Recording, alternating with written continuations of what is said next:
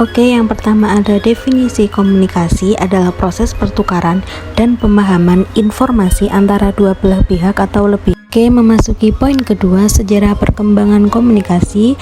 Yang pertama ada periode tradisi retorika sejak zaman Yunani kuno. Yang kedua ada periode pertumbuhan. Yang ketiga ada periode konsolidasi. Dan yang keempat ada periode teknologi komunikasi dan sampai sekarang. Oke, memasuki poin yang ketiga ada unsur-unsur dari komunikasi.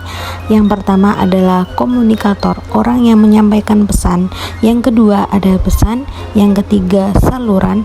Yang keempat komunikan atau yang disebut biasa orang yang menerima pesan. Yang kelima ada akibat atau pengaruh. Yang keenam ada umpan balik atau yang biasa disebut feedback.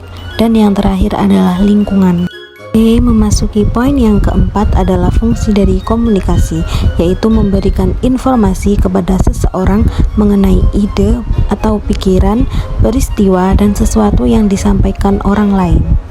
Oke, memasuki poin yang kelima ada prinsip-prinsip komunikasi. Yang pertama simbolik, yang kedua mempunyai potensi komunikasi, yang ketiga mempunyai dimensi isi dan dimensi hubungan, yang keempat berbagai tingkat kesengajaan, yang kelima adanya konteks ruang dan waktu, yang keenam melibatkan prediksi peserta komunikasi, yang ketujuh sistematik, yang kedelapan latar belakang sosial budaya, yang kesembilan bersifat non-sekuensial, yang ke-10 bersifat prosesual, dinamis, dan transaksional, yang ke-11 ada bersifat irreversibel, yang ke-12 bukan panacea atau bukan yang menyelesaikan berbagai masalah.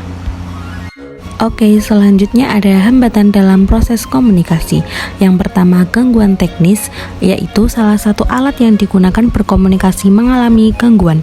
Yang kedua, gangguan semantik, gangguan yang disebabkan pada kesalahan bahasa yang digunakan. Yang ketiga, gangguan psikologis disebabkan oleh persoalan dalam diri individu atau penyampaian pesan. Yang keempat, rintangan fisik disebabkan karena kondisi geografis. Yang kelima, rintangan status karena jarak sosial di antara peserta komunikasi.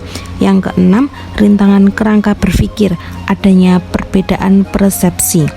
Yang ketujuh, rintangan budaya, adanya perbedaan norma, kebiasaan, dan nilai-nilai yang dianut oleh pihak terlibat dalam komunikasi. Oke, memasuki poin ketujuh yaitu persepsi komunikasi. Persepsi komunikasi merupakan inti dari komunikasi. Jika seseorang memiliki persepsi yang tidak akurat, sangat mungkin proses komunikasinya akan berjalan tidak efektif.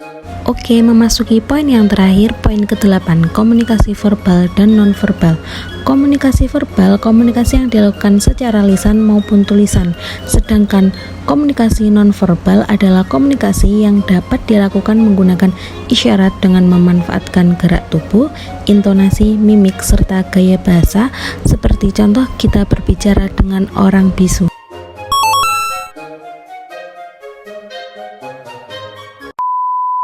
Selanjutnya adalah contoh dari studi kasus.